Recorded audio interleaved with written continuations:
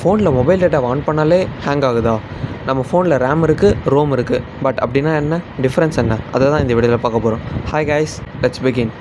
Okay, first RAM வந்து பார்த்துடலாம். இப்போ ரேமோட ஃபுல் ஃபார்ம் வந்து பார்த்தீங்கன்னா ரேண்டம் ஆக்சஸ் மெமரி. இது ஃபோன் ஆர் கம்ப்யூட்டரில் வந்து இப்போ கரண்ட்டாக ஒரு ஒர்க் பண்ணிட்டு இருப்பீங்க. இப்போ கரண்ட்டாக யூடியூப்பில் ஸ்க்ரால் பண்ணிட்டு வீடியோ பார்த்துட்டு இருக்கீங்க அப்படின்னா அந்த கரண்ட் டேட்டாவை வந்து ஸ்டோர் பண்ணி வச்சுருக்கோம் டெம்பரவரியாக until you close the app. இதுதான் வந்து சிம்பிளாக ஒரு ரேம் அப்படின்னா. இப்போ இதுக்கு ஒரு எக்ஸாம்பிளோட கம்பேர் பண்ணி பார்த்தோம் அப்படின்னா, இப்போ க்ரோமில் போய்ட்டு 30 டேப்ஸ் வந்து ஓப்பன் பண்ணிவிட்டு ஒரு டேபையும் வந்து ஒன் பை ஒன்னாக யூஸ் பண்ணுறீங்க. ஒன் பை ஒன்னாக யூஸ் பண்ணும்போது ஒரு டேப்லேயும் நடக்கிற டேட்டாவை டெம்பரவரியாக ஸ்டோர் பண்ணி வச்சுருக்கோம். எது வரைக்கும் அப்படின்னா அந்த ஆப்பை க்ளோஸ் பண்ணுற வரைக்கும். இதுதான் வந்து சிம்பிளாக ரேம் அப்படின்னா. நீங்கள் அந்த ஆப்பை க்ளோஸ் பண்ணதுக்கப்புறம் அந்த டேட்டா வந்து எரேஸ் ஆகிடும். This is all about the RAM. Let's move on to the ROM. இப்போது ரோம் அப்படின்னா என்னென்னா it's just a storage format. இப்போ ரேம் எப்படி டெம்பரவரியாக ஒரு டேட்டாவை ஸ்டோர் பண்ணி வச்சுருக்கோமோ, ரோம் அதோட ஆப்போசிட். இது பர்மனெண்ட்டாக ஒரு டேட்டாவை ஸ்டோர் பண்ணி வச்சுருக்கோம் ஃபோன் ஆர் கம்ப்யூட்டரில்.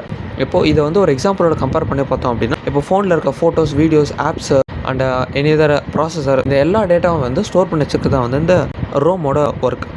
இந்த மாதிரி விஎல்எஸ் அண்ட் எலக்ட்ரானிக் சப்ஜெக்ட்ஸை, எலக்ட்ரானிக் கான்செப்ட்ஸை சிம்பிளாக புரிஞ்சுக்கிறதுக்கு நம்ம சேனலை சப்ஸ்கிரைப் பண்ணுங்கள். Bye guys.